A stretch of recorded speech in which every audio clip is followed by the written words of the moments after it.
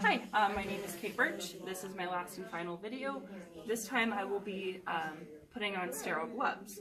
So the first thing I'm going to do is ensure that my workstation is above my waist to keep sterile field. I'm going to perform proper hand hygiene. I'm going to inspect my hands for any cuts, nicks, anything that would could possibly harm my patient or have my patient harm me. And I'm going to make sure my nails are appropriate length with no visible debris. Next, I'm going to ensure my work area is clean and get my sterile gloves. My sterile gloves, I'm going to inspect for any cuts or tears in the package. I'm going to make sure that they are the appropriate size, and I'm going to make sure that they are not expired. This is okay, so I'm going to be opening my sterile gloves. The outside is clean, not sterile, so I can touch that. I have a garbage right here. I'm going to be opening up my sterile gloves now.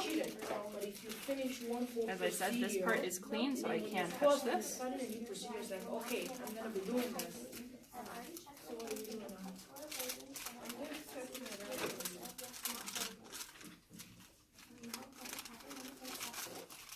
Okay, so the outer 1 inch of the perimeter of the paper on the inside is considered not sterile, so that I can touch. So I'm going to gently, holding just as little as I can get by with, open up my sterile gloves. The paper's being a little crazy, but I'm going to be careful not to bump it with my body or put my hands over the gloves to break sterile field.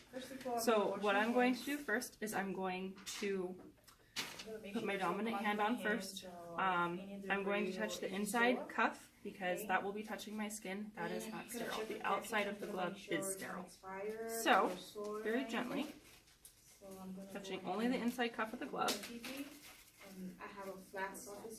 I'm going to wiggle my fingers in. A little easier said than done. I'm going to start with wearing my hairnet. Okay. I'm going to make sure covering all the surface. Make sure my hair is inside. I'm touching only the inside cuff of the glove, making sure that the outside stays sterile. I will fix that with my other sterile glove. So next, I'm going to touch the inside cuff with my clean hand, and then my sterile hand can touch the sterile outside of the gloves. So I'm going to slip my fingers under here. Okay. Nailed it! Yeah! Nailed it! Making sure that the outside portion of the glove does not touch my skin. Now I can fix this because sterile and sterile.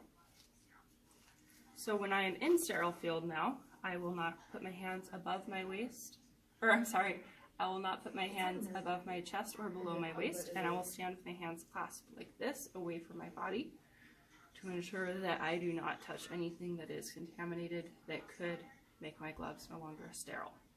When I am done, I'll be removing my sterile gloves, and I will be, how I remove my sterile gloves is I'm going to pinch the inside, and I'm going to pull so that it rolls and the outside portion of the glove does not touch my skin, because the outside portion could be contaminated with something that could harm me or my patient, and I don't want that.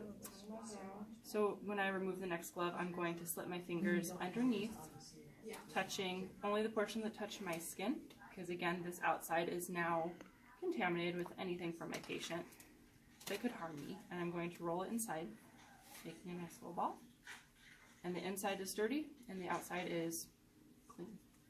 I'm going to dispose of them properly and perform proper hand hygiene again. And that is how I will put on and remove sterile gloves and keeping a sterile field. Thank you very much.